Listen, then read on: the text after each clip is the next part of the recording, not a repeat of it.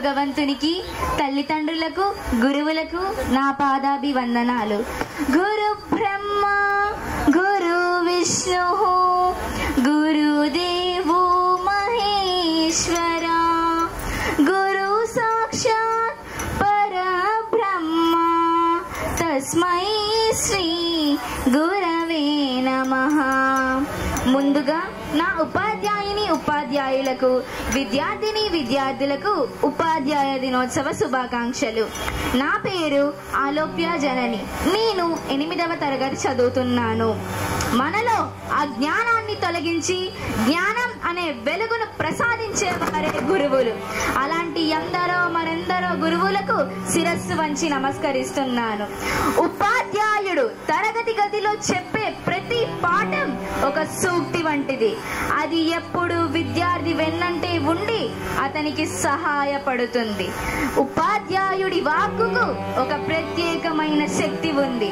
ఆ శక్తి అనంతమైనది. అలాంటి ఉపాధ్యాయులకు ఉపాధ్యాయ దినోత్సవం జరపవలసిన బాధ్యత విద్యార్థులది మాత్రమే కాదు, ఈ సమాజంపై కూడా ఉంది. అదృష్టవశాత్తు సాంప్రదాయాలకు పెద్దపీట వేసే మన దేశంలో ఉపాధ్యాయులకు ఉన్నతమైన స్థానమే ఉంది. అసలు ఈ రోజునే ఎందుకు ఉపాధ్యాయ దినోత్సవం జరుపుకుంటామనేది తెలుసా? ఈ రోజున డాక్టర్ సర్వేపల్లి రాధాకృష్ణన్ గారి పుట్టినరోజు. అసలు ఆయన పుట్టినరోజు నాడే ఎందుకు ఉపాధ్యాయ దినోత్సవం జరుపుకుంటామంటే, ఒకసారి విద్యార్థులు డాక్టర్ సర్వేపల్లి రాధాకృష్ణన్ గారి దగ్గరకు వెళ్ళి కోరారట, మీ పుట్టినరోజు వేడుకలను మేము జరపవాలి అనుకుంటున్నాము అని. కానీ ఆయనకు ఇలా బదులిచ్చారంట, ఈ రోజున నా ఒక్కడికి మాత్రమే గౌరవం లభించకుండా ఉపాధ్యాయులందరికీ గౌరవం లభించాలని స్వయంగా ఆయనే కోరారట. కాబట్టి ఆనాటి నుండి ఈనాటి వరకు సెప్టెంబర్ 5వ తేదీన మనమందరం ఉపాధ్యాయ దినోత్సవం జరుపుకుంటున్నాం. మాతృదేవో భవ, పితృదేవో భవ, ఆచార్య దేవో భవ అన్నారు పెద్దలు. కృష్ణునికి సాందీప మహర్షి, అలెగ్జాండర్ కు అరిస్టాటిల్, అబ్దుల్ కలాం కు శివ సుబ్రహ్మణ్యం, ఛత్రపతి శివాజీకి శ్రీరామదాసు వంటి గురువులు ఈ దేశాన్ని పై స్థాయికి తీసుకురావడానికి కృషి చేశారు. అలాంటి మరెందరో గురువులకు నా పాదాభివందనాలు. మనం పాఠశాల వదిలి బయటకు వెళ్ళిన తర్వాత ఉపాధ్యాయులు నేర్పించిన విలువలు, నైతిక విలువలు, చైతన్యం, స్ఫూర్తి మనకు ఎంతో అవసరం. ఈ ప్రపంచంలో ప్రతి ఒక్కరూ సార్ అని సంబోధించదగ్గ ఏకైక వ్యక్తి ఉపాధ్యాయులు మాత్రమే.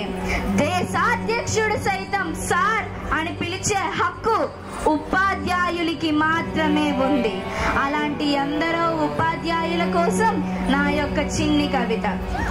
మనిషిని మనిషిగా మార్చే మహానీయుడు, మనిషిని మృగం కాకుండా చూసే మహానుభావుడు, మనిషిలో జ్ఞానాన్ని ప్రసాదించే బ్రహ్మ, మనిషిలో అజ్ఞానాన్ని భస్మం చేసే పరమేశ్వరుడు, మనిషిలో జ్ఞానాన్ని వికసింపచేసే మహావిష్ణువు, త్రిమూర్తుల స్వరూపాల కలయికతో మన కళ్ళకు కనిపించే దేవుళ్ళు ఉపాధ్యాయులు. ఆటలతో అక్షరాలు నేర్పించడం ఆరంభించి, పాటలతో పాఠాలు నేర్పించడం ప్రారంభించి, ఎక్కడ తగ్గాలో ఎక్కడ నెగ్గాలో అని గుణింతాలతో నేర్పించి, జీవితంలో పైకెలా ఎక్కాలో ఎక్కాలతో లెక్కలు వేసి, కుటుంబ బాధ్యత వ్యవహారాలను కూడిక చేసి, ద్వేషాలు అనే దోషాలను మనుషులలో తీసివేసి, మమకారంతో గుణకారంను చెప్పి, భరణ భవరవ అనే ఛందస్సు భాగములతో ఛందస్సు చెప్పి, బాగుపడరా బడవా అంటూ బాగుపడాలి అని చెప్పిన గురువులు మరెందరో. ఉపమా అలంకారం, ఉత్ప్రేక్ష అలంకారాలు అనే అలంకారం చెప్పి, సమాసాలతో సమస్యలను పూరించి, జీవితంపై ఆశలు ఊరించి, చెలిమి చేయరా బాల అంటూ బాగుండాలని చెప్పిన గురువులు మరెందరో. పనికి రాని పురాణాలను పక్కన పెట్టి, ఇతిహాసాలుగా కాకుండా, రాజకీయాలలో వేలు పెట్టకుండా, అపర చాణక్యుడిలా